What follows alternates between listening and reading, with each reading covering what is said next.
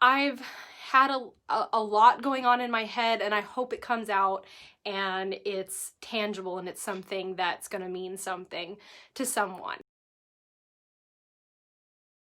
It really is my secret to unlocking what I think is the very best version of me that I've ever lived through. And I can't wait to see what this version of me does out in the world. I don't know about you guys, but I feel like these times are weird, and it might seem like, well, I don't know, trying to find the best version of me right now. Right now I'm in survival mode, Lisa. I don't know that I'm trying to have be the best version of me right now. No, baby boo, honey, sister. We need the best versions of ourselves right now, because this is bananas. This is bananas, and we're not gonna make it through this without being the very best version of yourself. I'm sorry, but you have to. Now of all times, you've got to unlock that for yourself, so that you can be there for your family, so that you can do the dang thing. So let me tell you, this is oversimplified. This is crazy oversimplified, but I think that that's exactly what we need, especially in these times. Step number 1, you got to let the light in. Now, I'm going to preface this one by telling you a little bit of a backstory to how this one kind of unlocked in my mind. Because like I said, these 2 things I've been doing, I was already subconsciously doing them, and they were doing something for my life, but until I put a name to it, it didn't have like that full power yet. So when we moved back in October, the house that we were living in had a lot of problems. I was depressed. There was no light in that house. I felt like I was suffocating in that house. I was far away from not far away. I was like 15 minutes away from my family, but you need to understand that's like far away. Okay, that's like far away from me, okay? And we were dealing with things, and I felt so isolated, and I was miserable in that house, and I felt dark and gloomy.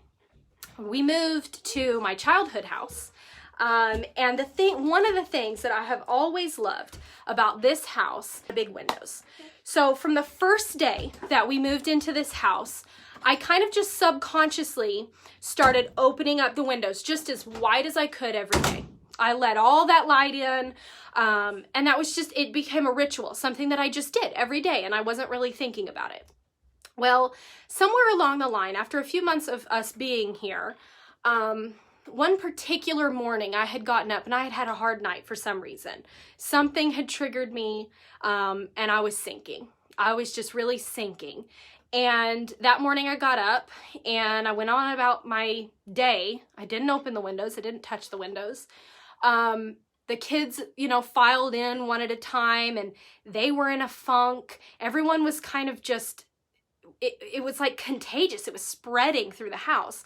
Little did I know at the time that my little sister had had a hard night. It was really early in the morning, and she had walked over to my house for some sister time. She needed a little sisterly love, a little sisterly advice, and you have to know this about me. I am a mother hen to my deepest core. Live for it. But my sister had tried coming over, and she kept, unbeknownst to me, coming up to the house and leaving, coming up to the house and leaving.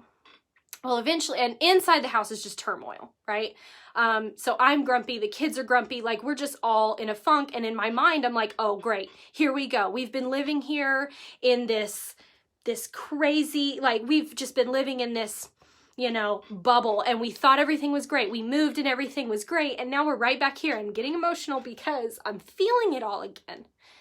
And I'm right back here, and I'm right back. It doesn't even matter that we moved. I'm right back in this horrible funk, right?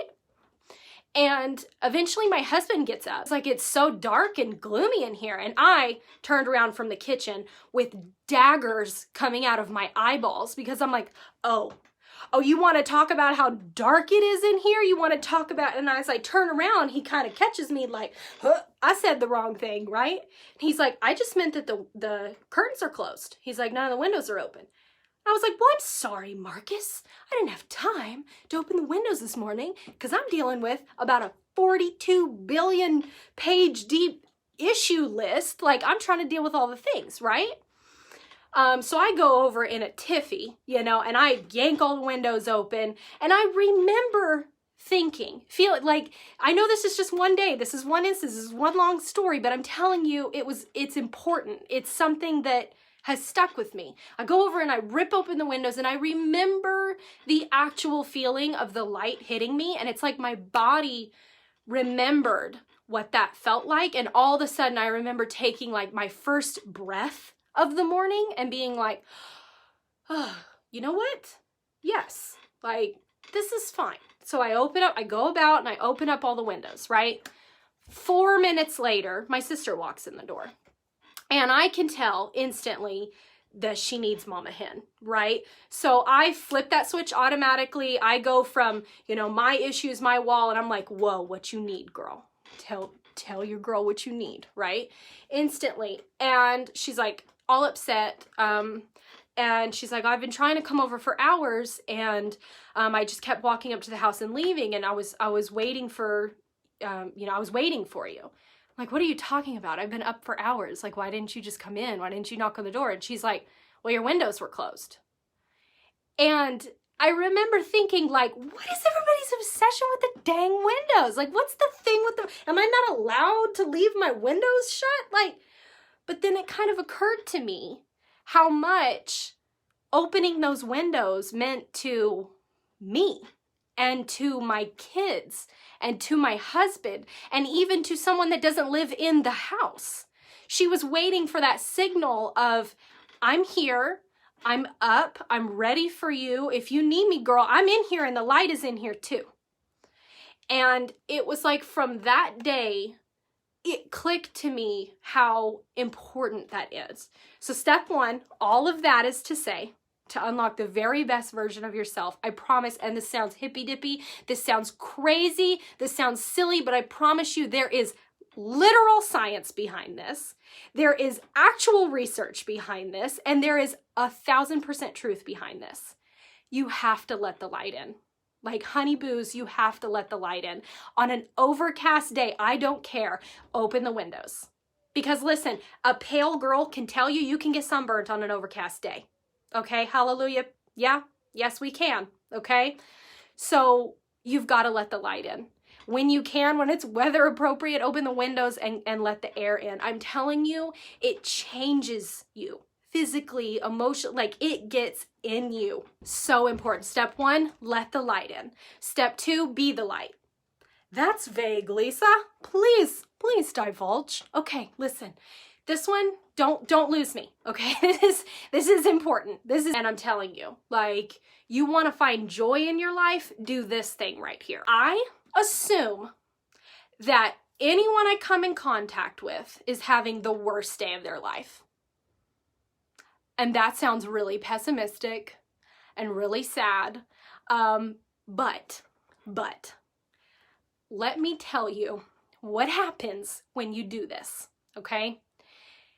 When you assume, when you know, okay? When you know someone is going through it, is it not the easiest thing in the world to be compassionate to them? To be forgiving? To be kind? So how easy would it be if you just naturally assumed that everyone is having a horrible day? How easy would it be to be compassionate, to be forgiving, to be kind naturally without thinking? Okay? So step number two, be the light, comes from a place of understanding that you do not know what anybody is going through. You don't know that that person that just cut you off in traffic did not go home from a night shift this morning to an eviction notice on their door. You do not know that that person that messed up your order in the drive-thru didn't get off one shift and go to another and is stressed out because they don't know how they're going to pay the bills and keep a roof over their babies' heads. You do not know that that person that was just a little bit, inconveniencing you or rude to you didn't just come out of a really terrible relationship or a relationship is imploding on them. You don't know. Assume that everyone's having the worst day. And it is crazy how easy it is to be kind. It is crazy. And let me tell you, coming from a place of fighting demons that nobody knew about, coming from a place of going through hardships that nobody knew about, one simple act of kindness, one person being forgiving of you inconveniencing them on accident, one person of complimenting you when you're just in your head, one person of just showing you a little bit of kindness when you need it, it will change your day. It will change everything. I have done this for years naturally with strangers, and I don't think about it. I am the most patient person in the grocery store, in the drive-thru, in traffic. I am so patient because I'm just like, you know what? You were having a hard day. Bless you, girl. You see this smile on my face? This is for you. You're going to be okay. Okay? Natural, easy. It's nothing. Okay? Even people that you know of them, but you don't know them that personally, pretty easy. Because I'm like, you know what? She smiles a lot for selfies, but like, girl, I know, like, you're probably going through some stuff, okay? That's easy for me. What's hard is the people that are really close to you. The people that you feel like you know what their life is like. The people that you're like, well, I don't know why she's complaining. Like, I lost my job too. And like, your husband makes good money. You're fine. You don't know that they haven't been barely making it for the last few months. You don't know that their marriage isn't imploding and she doesn't know what she's going to do by herself. You don't know. So stop acting like you know, because you don't, okay? So step number 2, be the light by assuming that everyone else in the whole world is having the worst day of their life. And I'm telling you, it is the key to compassion. It's the key. It is so easy to be kind to someone that you're like, you know what? You're having a hard day. You're going through something that I don't know about, so I'm just going to be kind. I'm just going to be forgiving of this. I'm just going to, right? So those are the 2 steps, you guys. Let the light in, be the light. Unlock the very best version of yourself.